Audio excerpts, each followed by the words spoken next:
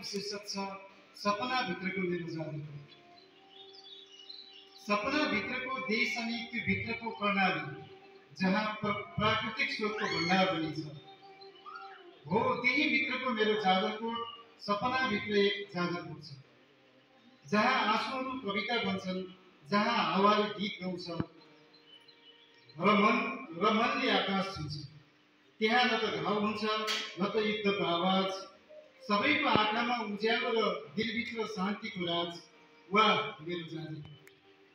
बिरानो लाग्ने यो संसारमा एउटा कुनो हो त्यो देशभित्रको कर्णाली अनि कर्णालीभित्रको मेरो जाजरकोट, जहाँ माया हर्कल फुल्छ र मुटु हुन्छ साँचो लेखा।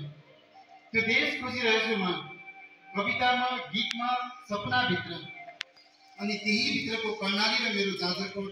सायद कुनै दिन भेटिन्छ मनको उज्यालो बिहानीसँगै। यो कविताका हरफसँगै म घुम्दै थिएँ खाप्लेमा।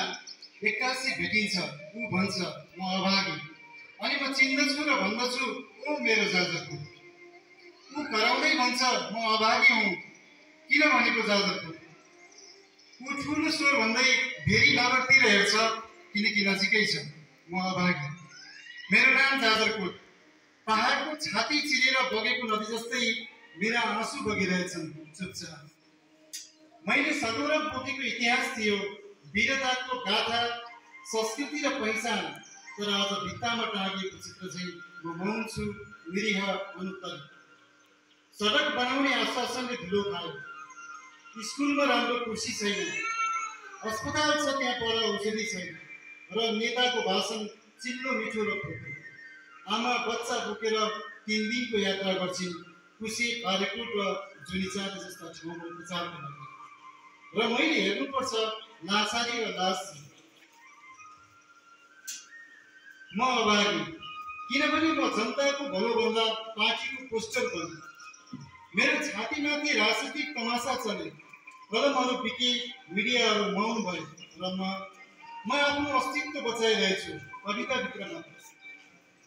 तर म रोकिन्न। म सुतेको देखिए पनि म भुलिएको छैन।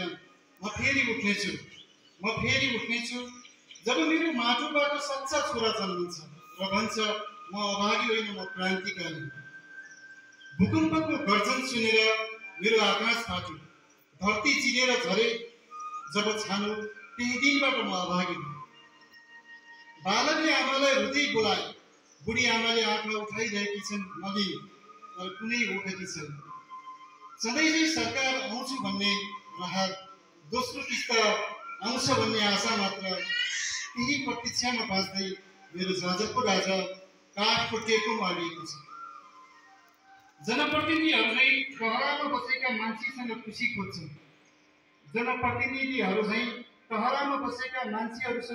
खोज्छन्।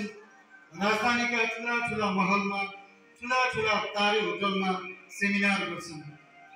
धुलोभित्र हुर्किएका विद्यार्थीसँग पढाइरहेको गुणस्तर खोज्छन् 5 स्टार होटलबाट। जबसम्म उनीहरूको सपनाको घर बन्दैन, तबसम्म न खोजेको पाइनेछ, न सरकारको अपेक्षा। यतिखेर जाजरकोटी मनसँग न सपना छ न सिरानी, केवल आँसु छ र चिसो रात। साह्रै थाकिसकेको छु म, आफ्नै पाइलामा ठेस लाग्छ, र के बिर्सन सक्छु त म गाउँको त्यो कराउने पीडा। दैनिक कुनै लास बोक्छु, तर बाँचेका अनुहारहरू पीडित म अभागी, किनकि सुनाइ छैन। मेरो यो चोटमा राहत आउने भनेको कहिले हेलिकप्टरमा, कहिले सरकारी टोकनमा, तर म पर्खिरहेँ केवल चिसो भोटको पेट बोकी। त्यो आशा पनि आज कुहिएर बनाउन थालेको छ। मान्छेहरू आयो, फोटो खिच्छन्, माइक्रोफोनले मेरो पीडा माग्यो, तर न त चामल आयो न त कम्बल, केवल समाचार बने।